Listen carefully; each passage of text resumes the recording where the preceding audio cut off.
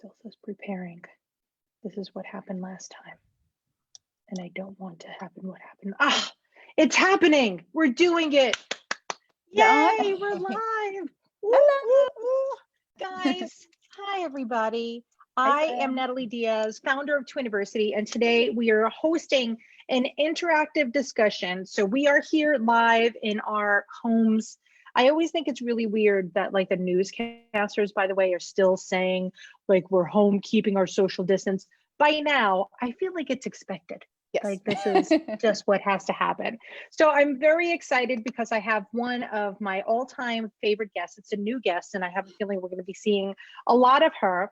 But without further ado, I want to introduce you guys to our friend Manasa. So this is Dr. Manasa Mantravadi. She is the assistant professor of clinical pediatrics at Indiana University School of Medicine. She's also the founder of Ahimsa that makes those unbelievable bowls and that spoon that has the little crook in it. But most importantly, she's a twin mom. That's right. So guys, Ahimsa, like that's funny that literally, because in your head, by the way, that's what I call you. I call everybody by their company name. I've like become one in the to same you. recently, yes. That's like when people call me Twiniversity. I don't really get upset.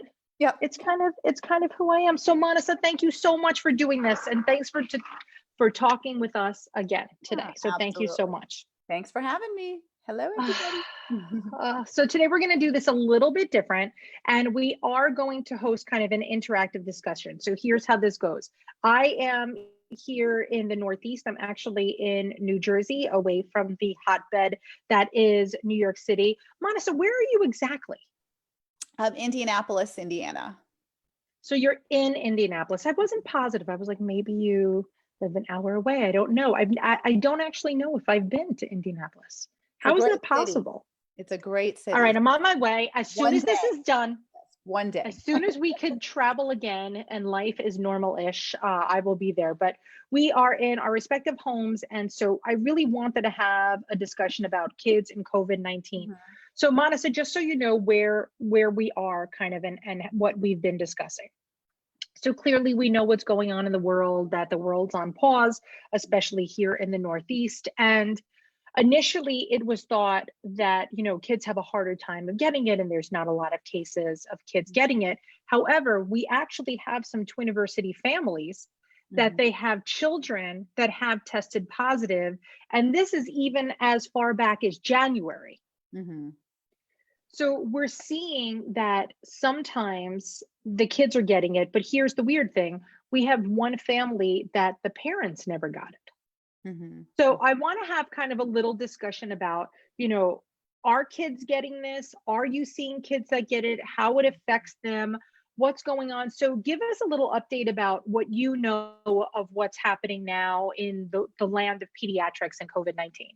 Yeah, so a lot of what we know is on the fly. So this is the first time, certainly in my career, and I think in the career of every physician out there, every scientist out there, we are learning as we go. And so I think that's really important for everyone to understand is we are very familiar with coronavirus itself. So COVID is part of the coronavirus family.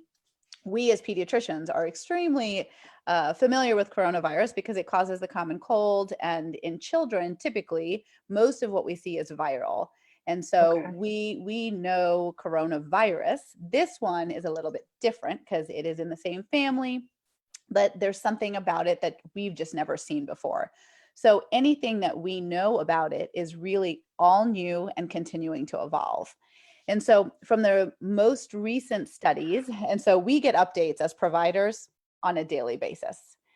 We're getting a new piece of this is happening, or we're changing our protocols, we're adding this to our protocol on a daily basis. And I think providers across the country are communicating with each other and then communicating across the world. So this is really a global effort on part of the medical community.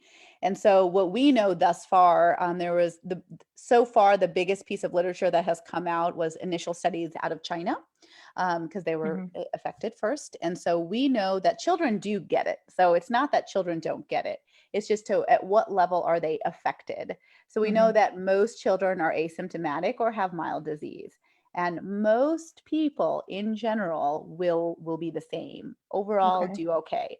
But the concern is clearly that many don't. And so it's hard to kind of differentiate. One of the things that we have seen is that children are at less risk for serious manifestations of COVID.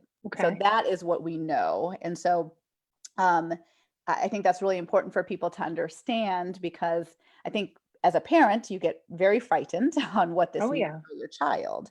And so I think overall, what we know is that children do get affected, but Hmm. most often, in the majority of children, they're either having asymptomatic illness or asymptomatic presentation, or mild disease, or not enough necessarily to hospitalize.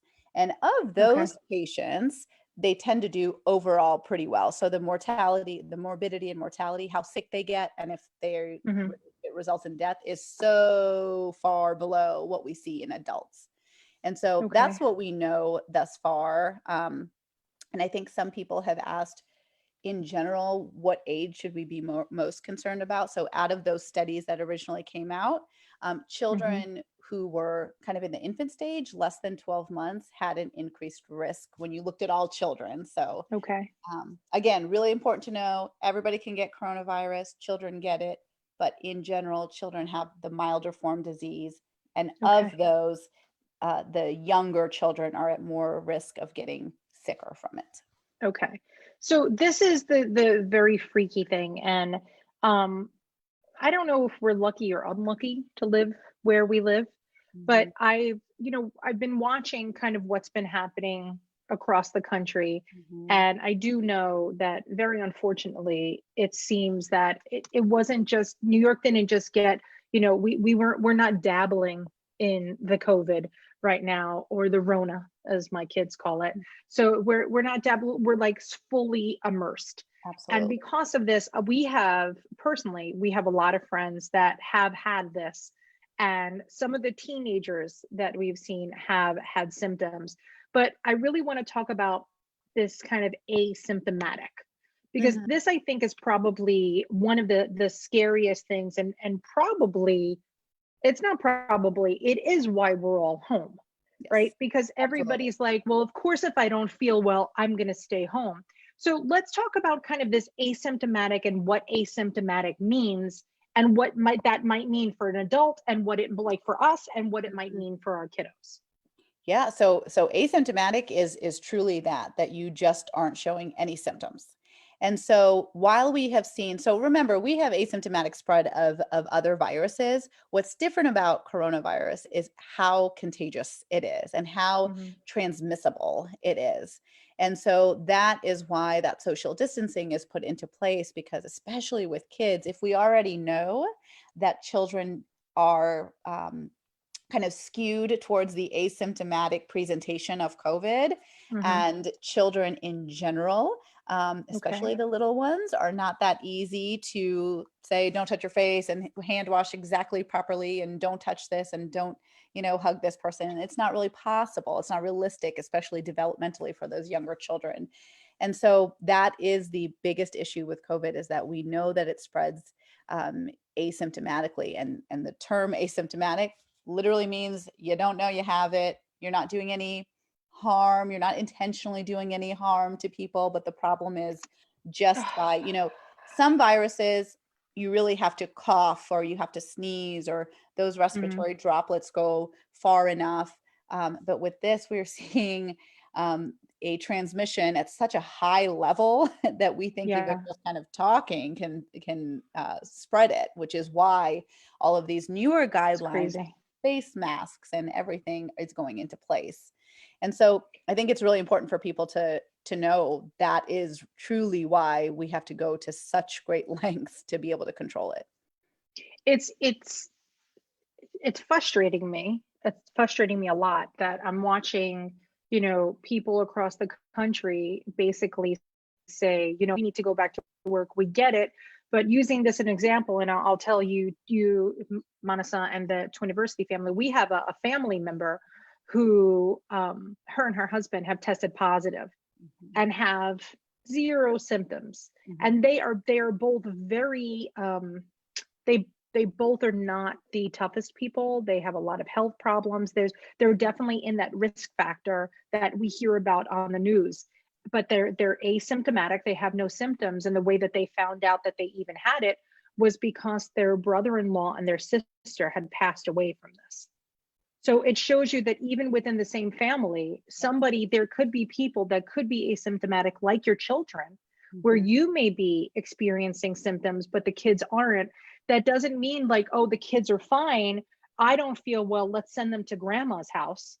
This is really where I'm trying to get you to go with this, because Yeah. I've seen people talking like, oh, I'm not feeling so well. I think I may have it.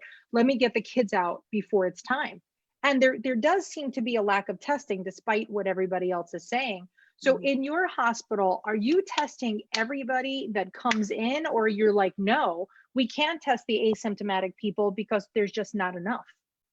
Yeah, I think this is where probably what's happening kind of on the front line and in the hospitals. I think Dr. Fauci Mhm. said it the best the other day in the press conference. He basically said, I've been there in the hospitals, and people are saying, back in the day, he said, not too long Mhm. ago, I used to be, in the ERs seeing patients, and if I had somebody who said, oh, there's millions of tests, I'd turn around and look to say, well, where are they? They're not right here. And so I think it's Mhm. really important.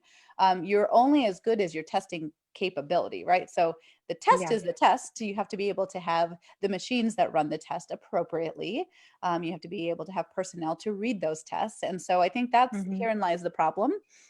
So what we do at our institution, I can only say on the pediatric side, anybody who is um, a uh, what we call kind of a chance for COVID is Mhm. tested. So Good. initially, the symptoms used to be kind of, we thought, really common cold symptoms, right? So if your child Mhm. has cough, cold, fever, certainly that used to be kind of what we would test for. But now, given all these initial studies, we know that there could be some other Oh manifestations. So yeah. vomiting, diarrhea, we were testing those children as well. Um, and in general, when kids don't feel well from either coronavirus or anything. So one of the first things that we teach our residents is we always talk about how's a kid acting, how's a kid eating, and how is a Mhm. kid peeing? Because that gives us those three questions right there, give us a really big sense of how sick this kid is and how hydrated this child is. Okay. And so I think if any parent is worried about, does my kid have something, regardless of COVID, in general, we should be checking those things, right? So if your kid Okay. is otherwise acting well, drinking fine, peeing the normal amount, these are all very reassuring signs. And so if you ever have any concerns, certainly you should be calling your pediatrician. Everybody's doing virtual health now, so you may not be able to That. necessarily go to your pediatrician's office because we're trying to minimize the amount of contact between people. But please, I know many practices, including my own friends who their practices are open. Make sure you talk to your pediatrician about kind of how your child's doing. And then the Mhm. next step is, what do you do with that? Because if your child is overall, doing okay, or even kind of has a normal cold that you otherwise would be treating at home, they probably don't want you to come in. Yeah. And so, they'll be able to kind of walk you through the process. I love this virtual health business. I would like to just keep that. If there's one thing that we're keeping from this, I love it. I always, when the twins were little, every time we would go to the pediatrician's office, I would either ask to go directly into a room with both of them. And I had sick twinnies, so they were not the healthiest little twinnies in the world. But if we had to wait in the main room, I would tell the kids like, don't touch anything, don't touch anything. Other sick kids touch this. Don't touch it. Yeah. Just look at it. And unfortunately, what I've done is I have also created little germaphobes, but I think it does stem back from being a preemie mom. I think Sure. you get a little triggered when you Sure. are around other children that may or may not have a germ, because you're kind of used to your kids being sick. And this kind of leads into one of our first questions, but are preemies at a higher risk of getting this because in general, they didn't finish cooking, So Mhm. are you Mhm. noticing in your hospital, or have you heard of studies that if you have a premature baby, whether the baby is still a baby or the baby is now 4, is there any Mhm. issue with prematurity playing into the role of being positive or having more severe effects of COVID? Sure. I think that's a great question. I am not a neonatologist, so I don't know that specific question, but I do know Mhm. that we have new guidelines in place for newborns. And Okay. so when we think about any illness, but particularly COVID, we think about your Mhm. ability to fight off infection. So you may have heard the term immunosuppressed, means just your immune system doesn't work as well. And so reasons why your immune system doesn't work as well, maybe you have a Okay. condition that doesn't allow for your immune system to fight infections very well. Chronic Mhm. conditions like diabetes and other chronic conditions that children even have. The other group is just sheerly age.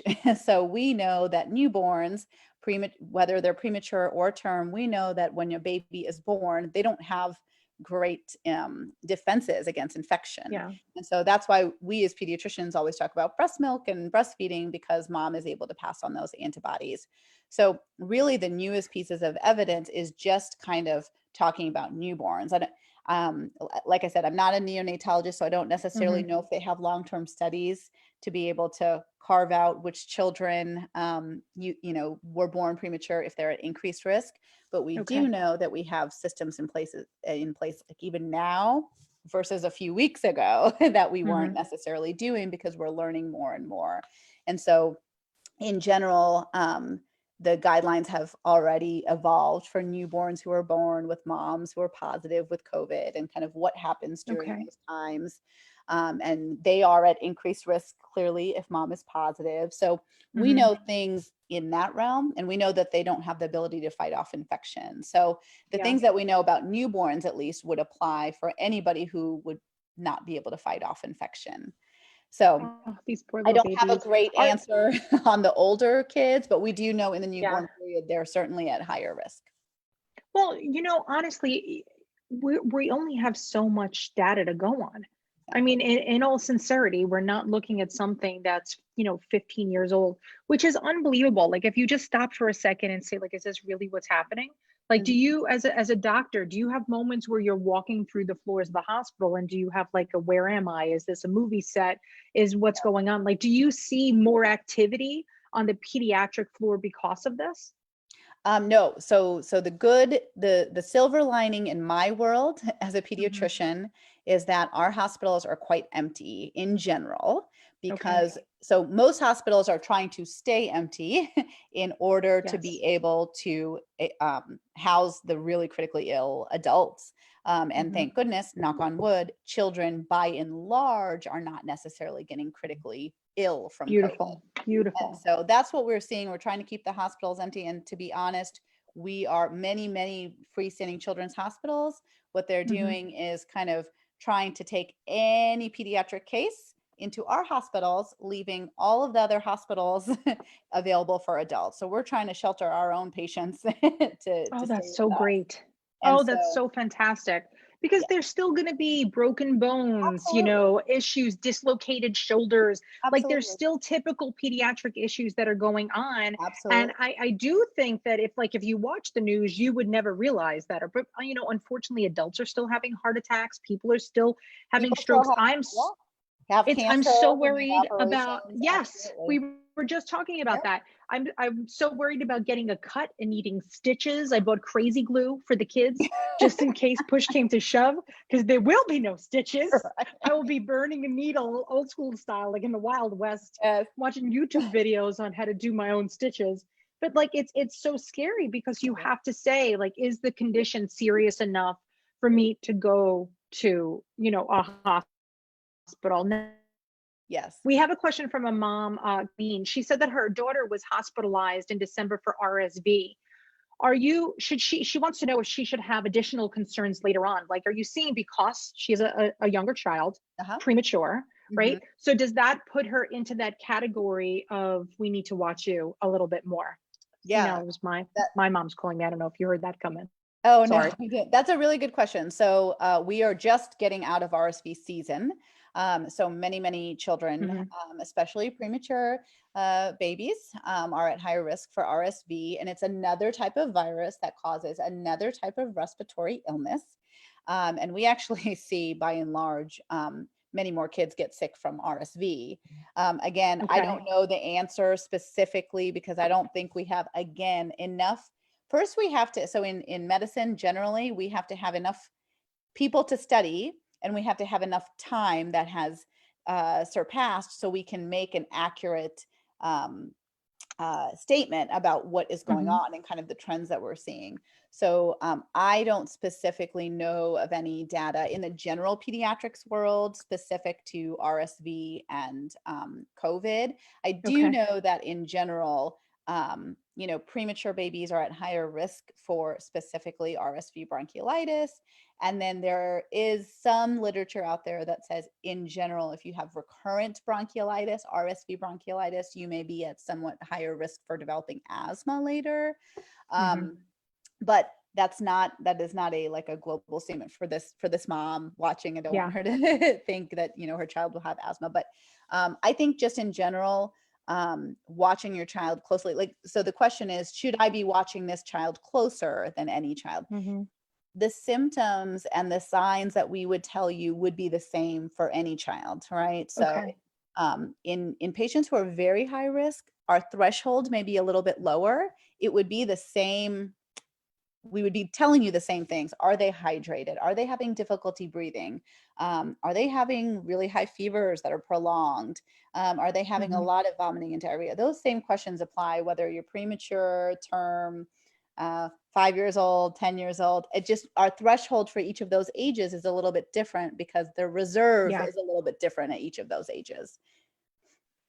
Oh my gosh. Okay. So do you think that, like, this child that was positive for RSV, do you ever think that maybe it wasn't, or like if somebody tested positive for the flu, could you be RSV positive and COVID positive? Could you be flu positive and COVID positive?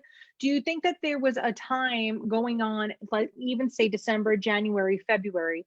Do you think that maybe this was here and people did have both, and maybe that's why it took longer to clear up? Yes. So that we do know. So the chance of co-infection is actually quite high. So while we don't necessarily know if one leads to another or makes you more susceptible to COVID, I don't know of any data really at the moment that has large enough studies to say that. We do know that a lot of kids who have COVID also may have RSV or also may have enterovirus or all the gazillion viruses that kids normally get. So just because you have one doesn't mean you have the other. And in general, we are seeing co-infection rates that are pretty high. So when we test, typically a lot of, because we've been talking to people all over the country, and so generally they're testing for both. They're kind of testing all the different viruses plus COVID, because we need to understand the overall prevalence of COVID, and then in general. So I guess just because you're testing positive for one doesn't necessarily mean you don't have COVID. Because we are seeing co-infection, so two infections at one time. That's so freaky and scary. And now I'm really excited about this antibody test. I have to be honest with you. I don't know. I know that they started in New York, I believe, yesterday. So there's a test that you could take that'll basically tell you if you have the immunity to COVID-19. And Manasa, I have to be honest with you, I feel like a lot of us have had it already. Like there's definitely a piece, especially New Yorkers, like there was this mystery illness that was going around, and everybody was like, well, maybe it's the flu, but nobody was testing positive of the flu, including my children.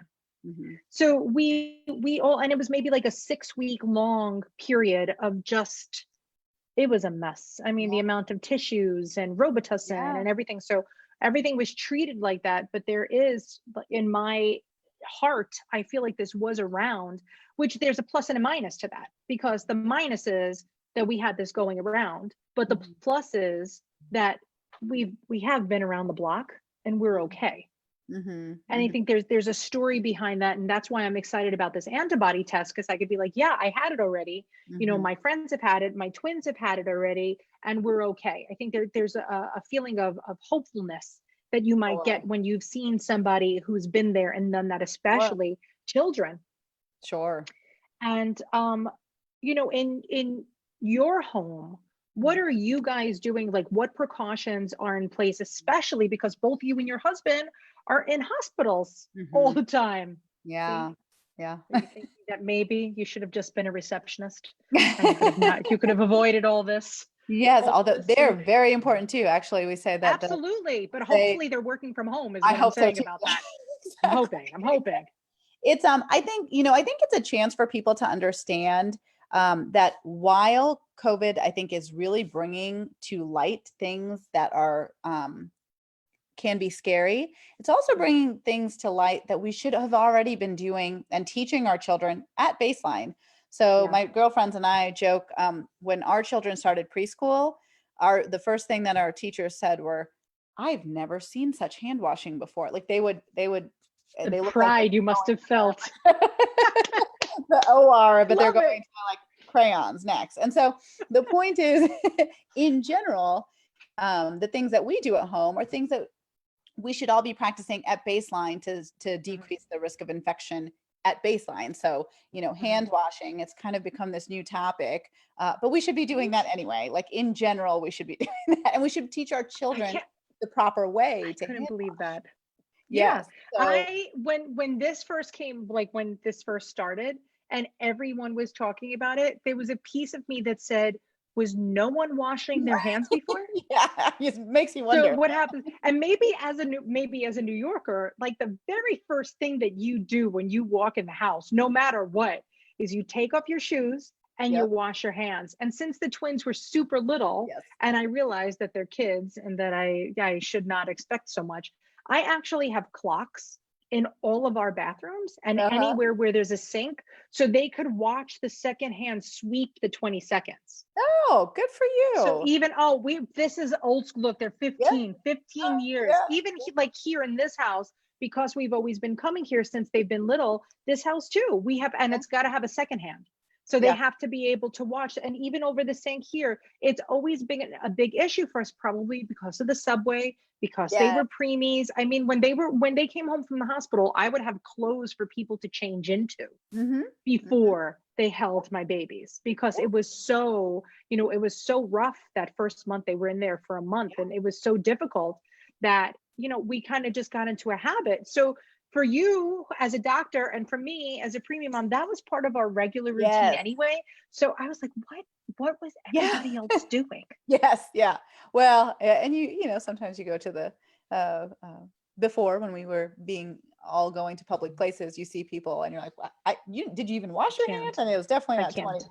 But now, I mean, additional things that we are doing now is I'm certainly wiping down kind of high touch surfaces, our Hmm. doorknobs, our light, all of the light switches, the Hmm. countertops, things of that sort. I'm definitely wiping down, and that's something that I wasn't doing before.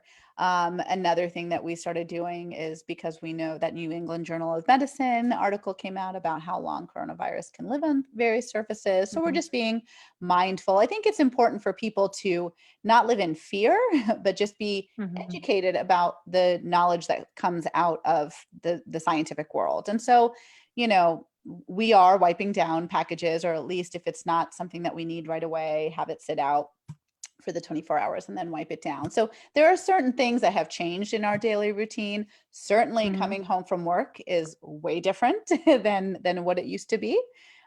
We, even our hospital policies have evolved in a few short weeks, where we weren't wearing masks to walking, like you have to now wear a mask when you walk in, you have to change your clothes, there's now showering at the hospital. I mean, there's just so many different layers that we know that we just should do to limit our exposure, especially to our families. So It's so for the kids, like, so besides you sanitizing items in the mhm. house and you taking care of yourself when you come in and, going into your decontamination zone, I always picture like Monsters Inc. is what I feel like when my husband would come.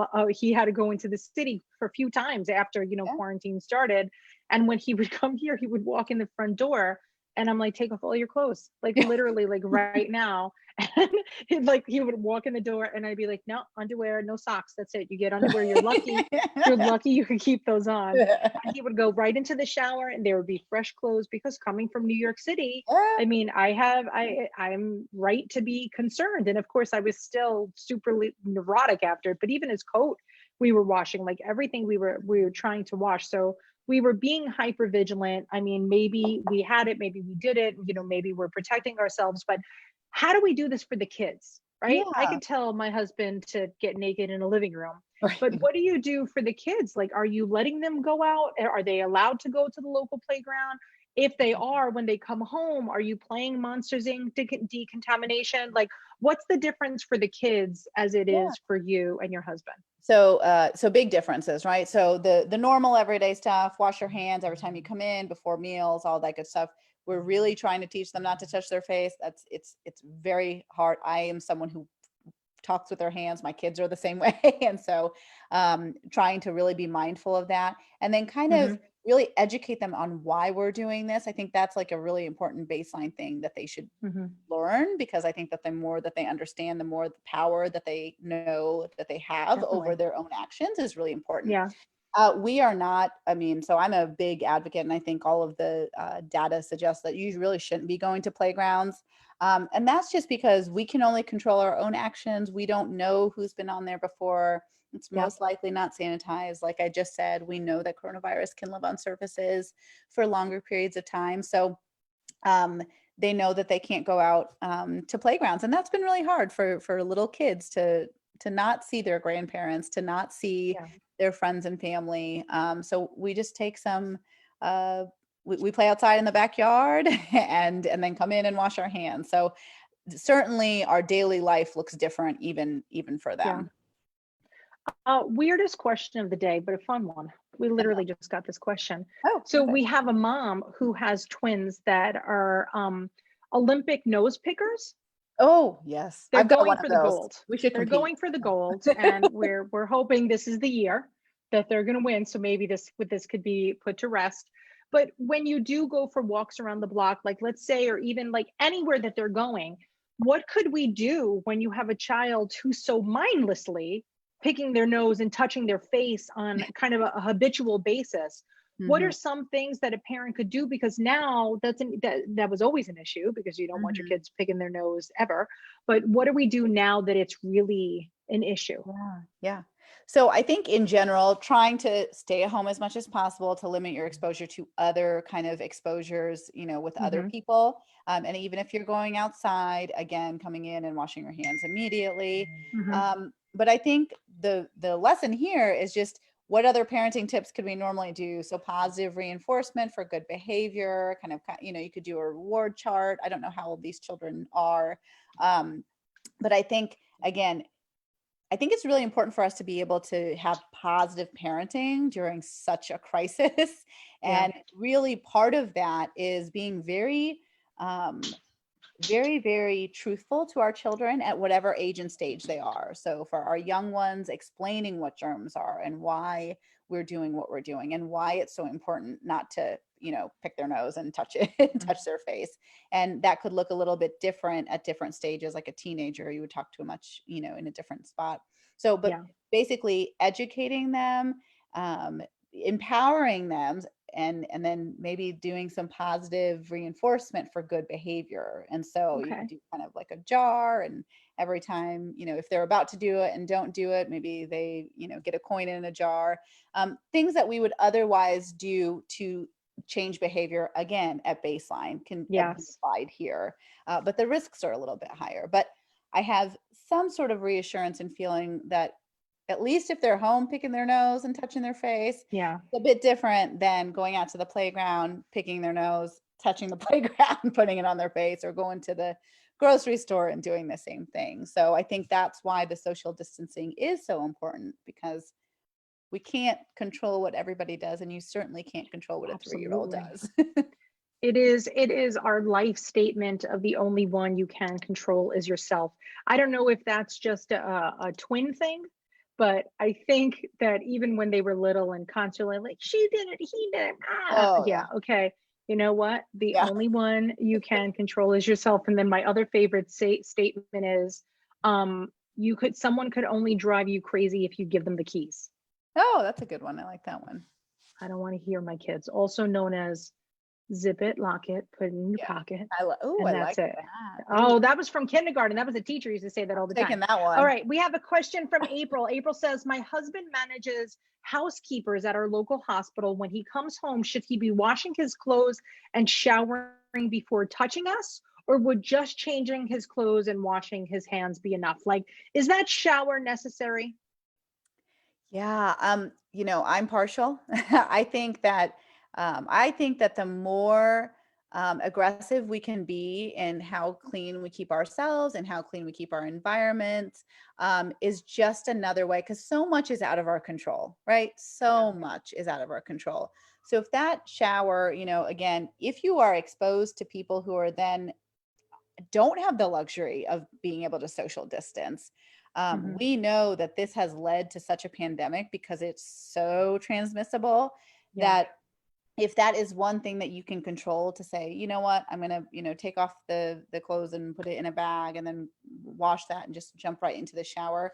That extra 5 minutes of showering, like it can be a really short shower, but really washing everything gives you that peace of mind to know that you did everything on your end.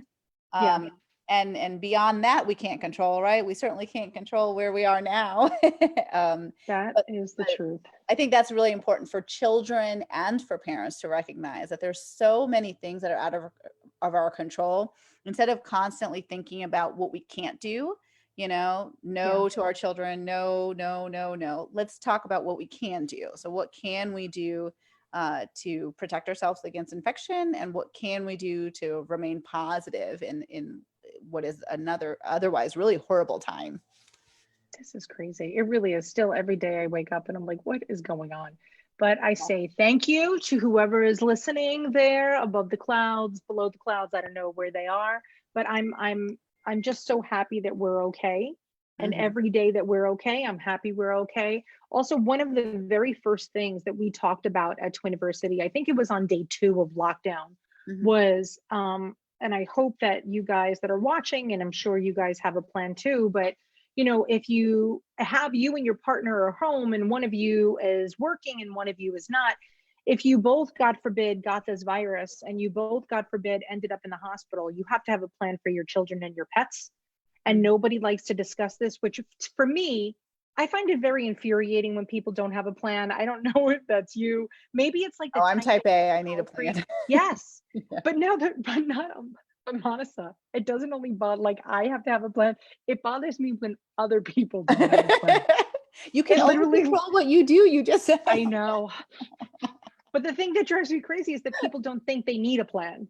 Sure. Yeah. And I'm like, guys, like on day 2, my neighbor here and I had worked out, like, okay, if me and John have to go to the hospital, here's what's going to happen. Because my theory is if I get it bad, there's a good chance that he's going to get it bad because we live together and this is what happens. Although now, as time is told, you could live literally in the same house. One person could be fully, full blown symptoms, 104 fever, cough, everything. And the other person's like, what? What's going on? And that's the issue, right? Like we can't predict who's gonna, in light of the people who are already at home, but it's crazy. This is all madness. And I love that you are here to guide us through this madness a little bit. Honestly, I said it, everything happens for a reason, right? I humbly believe that. I genuinely, if there's one faith that I have, it is that everything happens for a reason, no matter what it is. Absolutely. And even something as crazy as this, it's brought so many families back to basics. Absolutely. It's brought our family closer together. It's brought people into my life personally that I haven't been in touch with for years. There's so much to me as I try to remind the kids, and probably because they're a little bit older and they're really feeling the oppression that is coming along with this, because they were just tasting. Yeah, they were just tasting their freedom.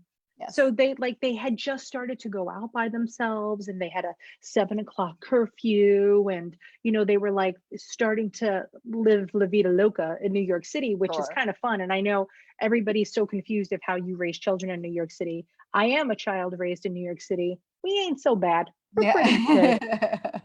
We're pretty open-minded. We see some crazy stuff, but Yeah. I feel really bad. So I'm always trying to keep that positivity, like you mentioned. And I think that's really important, that you have a plan, God Mhm. forbid, that you stay positive, and I will be taking a lot more showers. But I actually try never to leave the Yeah. house.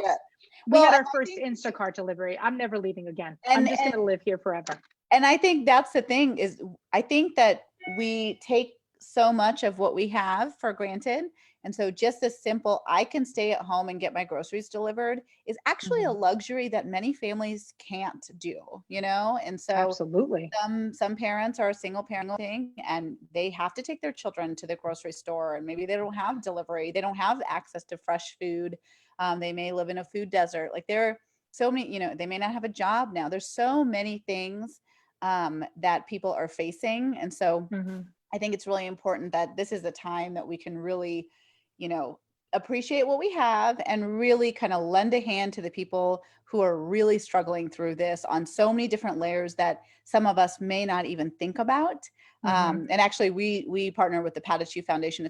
It's a local foundation, but they're foundations like this all over the country that are feeding children who otherwise get free meals at schools because when they don't Mhm. have schools, then they're not getting fed and they live in Yeah. otherwise like food insecure or food deserts and they don't have access to that. So things of that sort. It's so easy for us to say we'll Yeah. order our deliveries. Some people have to take their child to pick up medicines, let's say, or groceries. They don't have a choice. And for those kids, the CDC is now recommending face masks. We were talking about how Oh, different good. um, Yes. what has been different in the past few weeks. So they're actually Yeah. recommending children over the age of 2, if you have to go out, because we recognize it is a luxury to be able to stay in um, and not have to leave, that those children above the age of 2 should be wearing face Mhm. masks. Um, You know, what's really wonderful or weird, and I'm hoping that a lot of cities have done this, the biggest reason that prevented New York City schools from closing was uh-huh. the Yep. food situation. So until they actually could figure out how to still provide Yeah. 3 meals a day, and it was actually only a few days from the day that we closed, I think within 24 hours, there was Mm. 3 meals available at that school that you could pick up. And then what the city did here, which people would think that you're this giant city, that there's not, as many issues, but then they opened it up to every New Yorker. And Mhm. then they even went another step, that if you're over the age of 65, it is brought to you. So Mhm. they don't even want you to leave the house. So I'm hoping that municipalities are doing that. Another thing that I wanted to remind people is, you guys know that if you are lucky enough to have Instacart in your area and you don't want to go, you could actually have Instacart delivered to a food bank. So if you're Oh, like, that's how do good. I donate? Like, Mhm. what could I do? You could call your local food bank and say, what do you need? You need mac and cheese, you need rice, what do you need?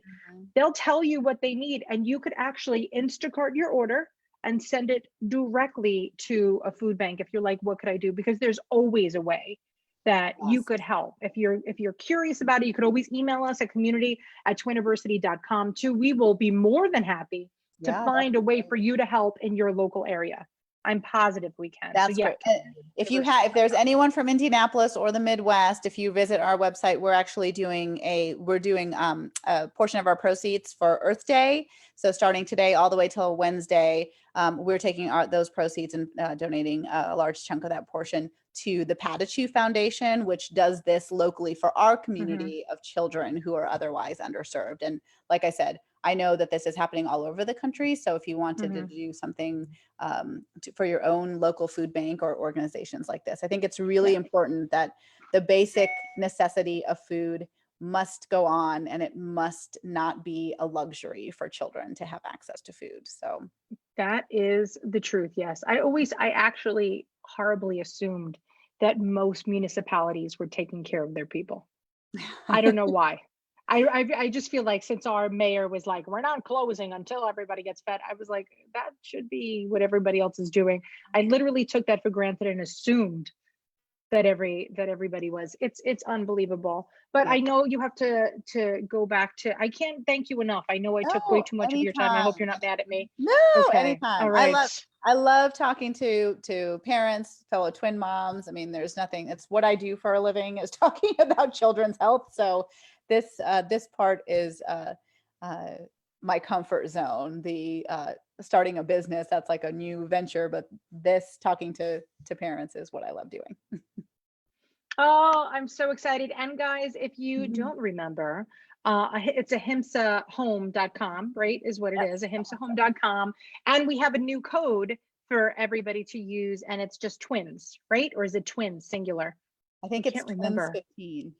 Twins 15. Julie will type Okay, it in. we'll Don't email worry it about out. that. Remember, I've seen God it. bless Julie, man. God bless somebody behind this that's steering the ship. It's great. Yes, Thank yeah. you, So, honestly, so much. I can't thank you enough. And thanks so much for donating a portion of the proceeds of everything. I'm still waiting to buy the Blue Bowls, but I genuinely was waiting for the no worries. code. I don't mean to be like a creepo, but I was like, wait, if I'm going to get 15% off, I'm waiting. I desperately Yes, want those bowls. that's in my mind, that's one, food has been such a central theme in our house before COVID, and it's nice to see, if you have to take a silver lining out of this, that families are eating together. And we know actually that families who eat 3 meals a week together lead to healthier children. So you can do all 7 meals at home. So think We about how are. healthy they can be It's later. So, it's silver I don't know.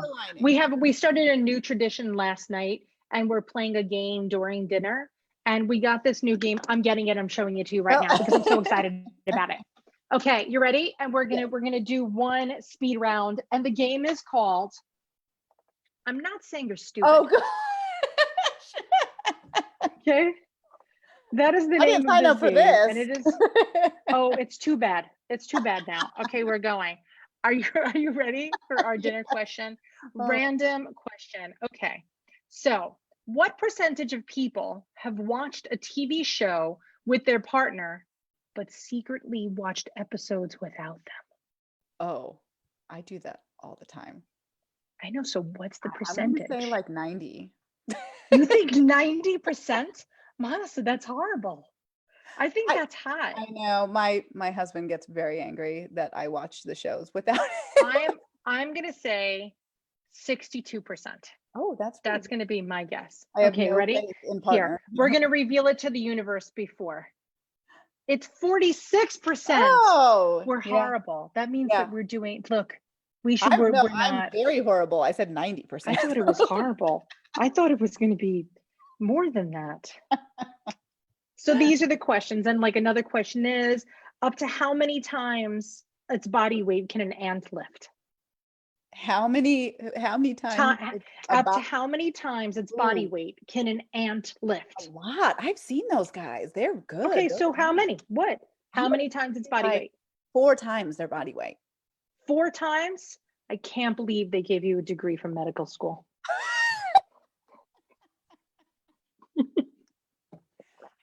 I can't believe. It's teamwork. When they all do it together, they can like lift like the whole shovel. Can't believe. I'm gonna need to see that degree soon. 2 for 2. It's 50% its body weight. Not hanging. By I the don't know way, what that means.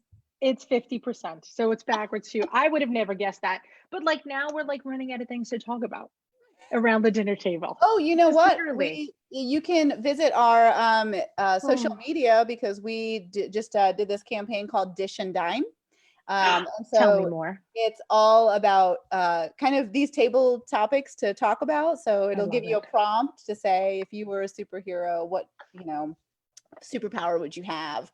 And so various things like that, because, people are spending time at the dining table, and you are spending a lot of time together.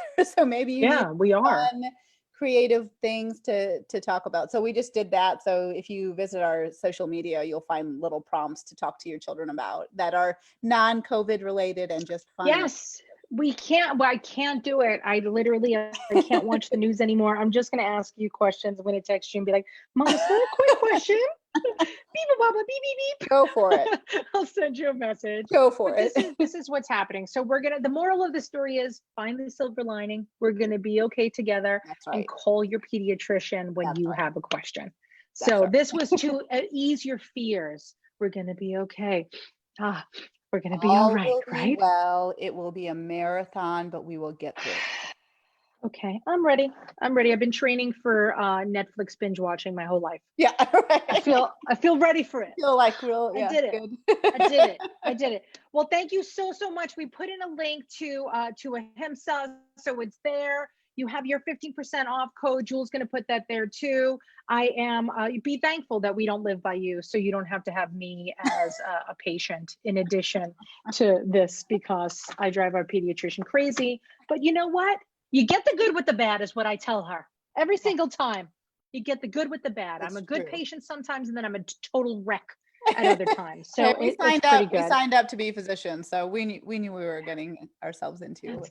That's that. All right. So guys, go to ahimsahome.com and find out how you could help. If you can't directly help and you need some wonderful feeding stuff in your home. Well, I can't even like describe it. There's so many things. That spoon, I don't even know what we call it. Yeah, It's and like we actually our blog too has a bunch of information because we're talking about health and safety on this particular Facebook Live. But we have, if you visit our blog on our website, has lots of different information. I mean, we do dinnerware, but really we are about health and safety for the kids and the planet. So you can visit there for a lot of things that we've talked about and more. I love you. I really do. Thank you for being a part of our Twiniversity family. I'm very, very appreciative. So thank you very much. Chat again. We do this all day long. You tell me when. Girl, let me tell you something. You created a monster. I told you this last time. That's that. I am positive that the Twiniversity audience is like, what?